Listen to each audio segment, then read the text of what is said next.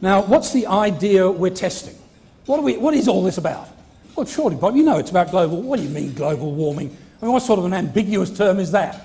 So, newspaper reporters constantly ask me, do I believe in global warming? For God's sake. The hypothesis of the day is, do I believe in dangerous global warming caused by human carbon dioxide emissions? That's what people mean when they say to me, do you believe in global warming? Well, it's a totally different statement. Of course I believe in global warming, I've just shown you. It's always either warming or cooling. That's what climate does. But the hypothesis we need to test, and we're scientists, so I have a black coat today, but I should have a white one on, is dangerous global warming caused by human carbon dioxide emissions? And the answer is, well, if it is, then there should be a trend of increasing temperature. No trend there, there's a step. So that's another way of looking at the temperature data for the last 30 years. And here's the third way, and this is the one that you have read in the Sydney Morning Herald ad infinitum.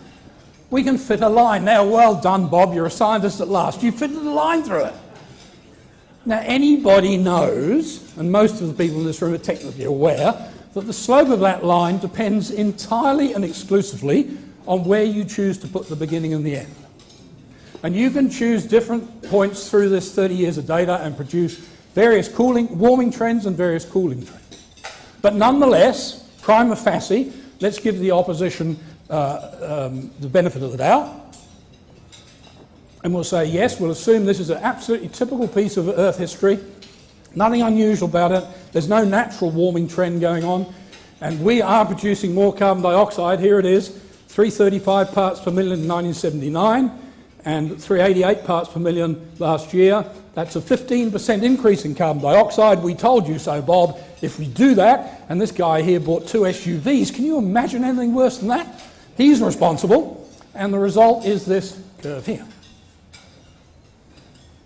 Well, what was that all about? What that was all about is I've just given you 3 interpretations of the data. No scientist argues with data, but there are 3 possible interpretations. 2 of those interpretations say there's been no warming in terms of a trend in the last 30 years. The third, this one, which happens to suit the argument of the climate alarmists, yes, there is a trend if you want to put a line through those years, and here's the correlation with a 15% increase in global warming. But let me remind you that if we looked at this 10 years here, 15 years here, we would have a 10% increase in carbon dioxide for no change. And if we look at this bit here, we've got 10 years of no change for another 5% increase in carbon dioxide. Now, what's the hypothesis again? It is that dangerous global warming is caused by an increase in carbon dioxide emissions. Well, I don't see any warming at all here or here, let alone dangerous, but I certainly see an increase in carbon dioxide emissions. We'll come back to that on this slide. Believe it or not, that 30 years of satellite measurements is the only accurate record we have of global average temperature. The one we saw from the thermometers of a 150-year record is indeed the best we can do, but statistically it's highly dubious and we shouldn't rely on it too much. But you can rely on that last 30-odd years of satellite data. If we go back before that, now going back to 1958, this graph is from the second most reliable source of information. It's not quite as good as the satellite records, but it's much better than the thermometer records. And what we see between 1979 and 2002, when this data set ends, is no change. Same temperature, so we see a repetition of what we saw with the satellite record. Same temperature in 1979 that it was in 2002, and it's still the same temperature out here in 2011. And we also see the big spike for El Nino in 1998, so this record matches very well with the satellite record. Where does it come from? It comes from radiosondes mounted on weather balloons that you know they let off at meteorological stations all around the world once or twice every day, and they go up right up through the atmosphere and they give us a very accurate record. And we've had that since 1958. From all around the world, those numbers are averaged.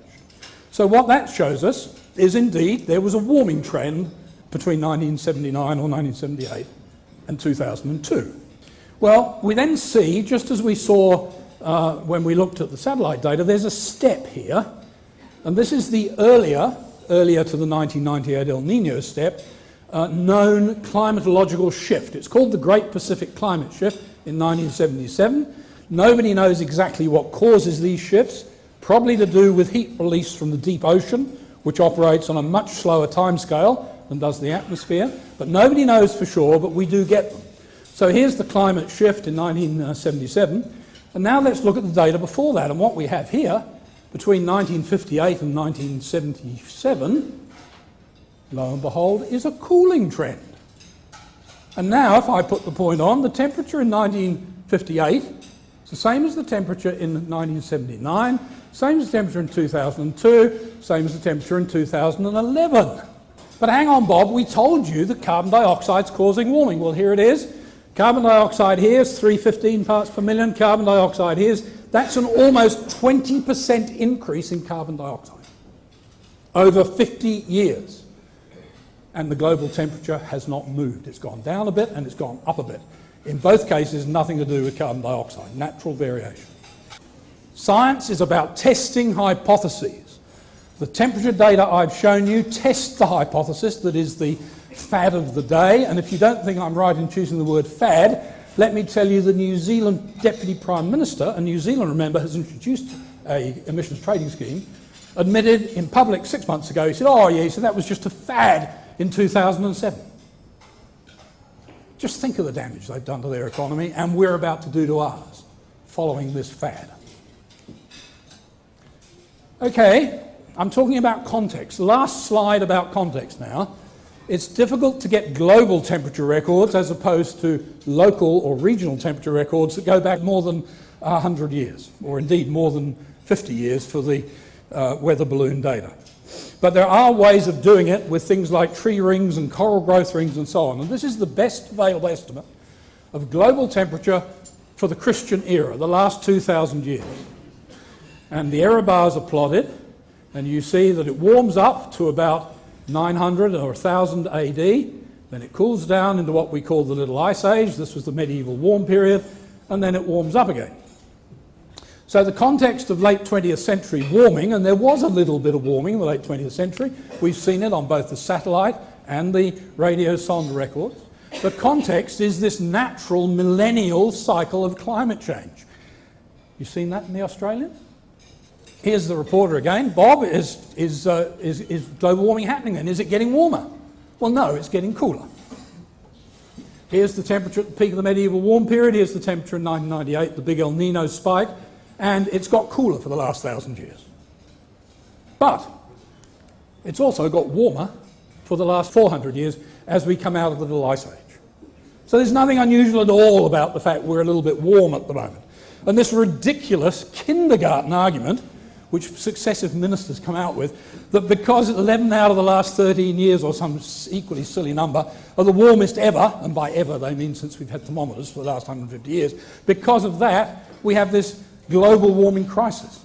Well, of course 11 out of the last 15 years are the warmest we've had in our little bit up here, because we're approaching the peak. It's like being surprised that most of the warm days of the year occur around Midsummer's Day.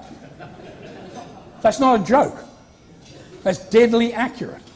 Let me take you back to Professor Steffen's presentation. Remember, he's giving this to the Multi-Party Climate Change Committee in Canberra. The Prime Minister is chairing the meeting.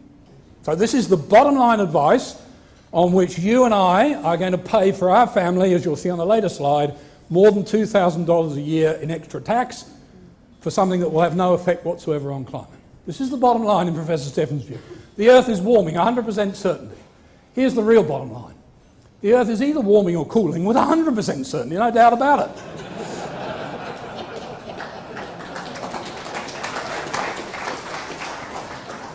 Depends entirely where you choose to put the start and end of your line, and in neither case, no matter what choice you make, there is no evidence the Earth is either warming or cooling dangerously. Number two, human emissions of greenhouse gases are the main cause of the warming observed over the last about 95% certainty. No evidence exists that measurable late 20th century warming was caused by human carbon dioxide emissions. The statement of 95% certainty is fraudulent. It comes from the United Nations, Intergovernmental Panel on Climate Change. In fact, it's worse than that, because the IPCC says 90%. And suddenly in Australia, for some reason, that 90% has magically become 95%. In either case, there is no statistical evidence for that. That is just somebody's opinion. And if you didn't know any more about the Intergovernmental Panel on Climate Change than that they make these numbers up, you should dismiss the advice that comes from the IPCC. It has no scientific credibility whatsoever because it's mixed up with political chicanery like this. No statistical analyses exist that can justify such a wild assertion, which is what it is. Despite considerable uncertainty about the specific consequences of climate change in the future, we know that the risks to society and the environment are very large and are growing as we gain more knowledge. There's no credible, documented scientific evidence that the risks of climate change and hazardous climate-related events are changing. I know you'll find that hard to believe. You can't open the newspaper, especially with this conference that's going on in Cairns at the moment, but you fall over some highly qualified scientist that's telling you exactly the opposite. Look into the whites of his eyes and say, show me the evidence. And you will find he hasn't gotten here or she hasn't gotten here. It's their opinion. There is no valid evidence for this. It is certain that hazardous natural climate events and change are going to continue, quite irrespective of anything that we do. And that leads me as a little foreshadow of where this talk's going at the end. That's a really important point. There's no evidence that there's any change in frequency or magnitude, but there's abundant evidence that natural climate events, as opposed to SUV-inspired climate events, are dangerous. Finally, the scientific basis and imperative for rapid and vigorous action to reduce emissions is overwhelming. Decarbonisation of the economy by 2050 is required to meet the 2 degrees centigrade guardrail. No scientific justification exists for assuming that a 2 degrees centigrade warming will be dangerous. The talk about this 2 degrees C guardrail, then the term is inappropriate, as are any policies that are aimed at achieving it. So here's the real bottom line, and on the basis of that, the government intends to levy a tax, which if it comes in at $25 per tonne of carbon dioxide emitted, will raise $14 billion. There is no scientific basis whatsoever for doing that. There's plenty of basis in we need money for the exchequer, and if you want to tax air, let's tax it. You all know we breathe it out, let's tax it. There's an old joke, the government will be taxing the air we breathe next. It's no longer a joke.